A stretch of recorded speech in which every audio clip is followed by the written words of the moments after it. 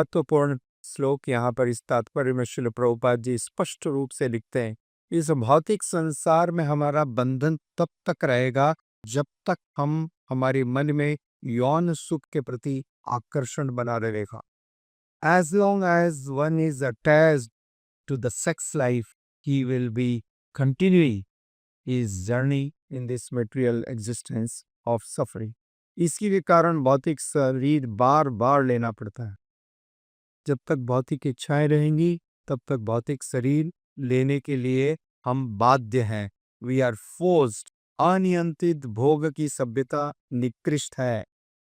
ये जो आज जो मॉडर्न सोसाइटी है, ये मॉडर्न सोसाइटी का एक ही सिद्धांत है, जब तक जियो पूरा भोग करो, enjoy unlimitedly. And what is their enjoyment? Their enjoyment is not chanting the holy name of Lord Ramchandra, not dancing in the kirtan. Their enjoyment is continuing the sex life, illicit relationships. This is the only understanding. जो कि सारे जीवों को उनके जीवन प्रारंभ होने से ही प्राप्त है और मृत्यु तक उनको प्राप्त रहती है। Every living entity, all the type species of animals, birds, reptiles, they all have this facility, right? You can check. They all have this facility. Then what is great in the human being? That greatness is to control these illicit desires. इसलिए आत्मा मुक्त नहीं हो पाती।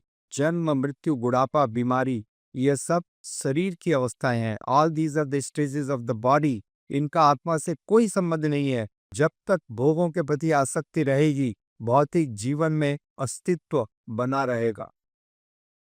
वस्तुओं के समान हम शरीर बदलते रहेंगे। मनुष्य जीवन की श्रेष्ठ उपलब्धि के लिए वर्णाश्रम नियमों के अंतर्गत ब्रह्मचर्य का पालन सिखाया जाता है। बचपन से ही ब्रह्मचर्य का पालन करते हुए पूर्णता के लिए कोई व्यक्ति प्रगति कर सकता है। इस तरह से 3/4 जगत में मृत्यु एवं बुढ़ापे का भय नहीं रहता। जब वो इस प्रकार से प्रगति करेगा तो वो 3/4 जगत के अंदर प्रवेश करेगा, which is the spiritual world. और उस लोकों में, उन लोकों में न तो भय है न मृत्यु है, दोनों ही नहीं। No fear, no death, no fear of death. So the real enjoyment, real happiness constantly, हमेशा के लिए बनी रहती है। जीवात्मा वास्तविक सुख का अनुभव कर सकता है।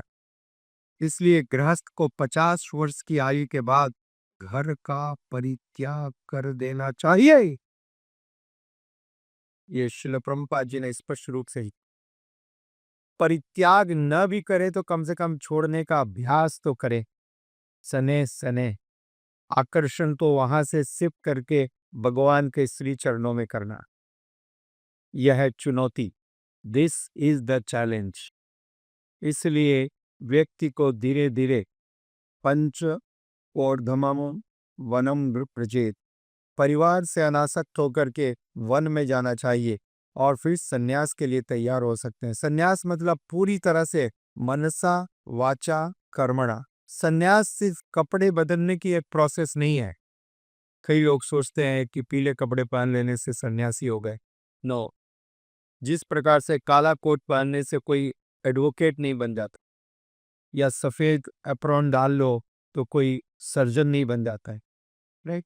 उसी प्रकार से पीले कपड़े पहन लेने से कोई सन्यासी नहीं बन जाता है। जब कोई व्यक्ति मन से, वचनों से, कर्मों से एकमात्र भगवान के प्रति समर्पित होता है, तब वास्तविक रूप से वो सन्यासी समझा जाना चाहिए। जिसने सम्यक न्यास, सभी प्रकार के अपनी इच्छाएं एकमात्र भगवान की खुशी, भगवान की प्रसन्नता के लिए समर्पित कर दियो, वो व्यक्ति सन्यासी है। किसी भी रंग के कपड़े पहने और या न भी पहने, does not matter, does not matter. He may have so many multicolour clothes also, does not matter. ठीक है, तो उसके कार्यों को भी देखना अत्यंत आवश्यक है, उसके एटीट्यूड को देखना अत्यंत आवश्यक है। इसलिए आगे श्रील प्रभुपाद जी स्पष्ट लिखते हैं, कोई भी जो वो कार्य जो व्यक्ति को भोगों से दूर करता है, हमारे लिए लाभदायक। Any type of activity which is helping us to detach from this material bondage, the family life, sex indulgence is very good, is auspicious, is auspicious. That is auspicious. If we do not overcome those relationships, then again we will suffer. ठीक है? इसलिए यह अत्यंत आवश्यक है। और जैसा प्रभुपाद जी ने कहा, प्रारंभ तो करो, एटलीस्ट बिगिन। बड़ा से बड़ा कार्य भयभीत होने की कोई आवश्यकता नहीं है। हम अपनी यात्रा उस दिशा में प्रारंभ तो करें, सने सने, gradually we will develop, will progress.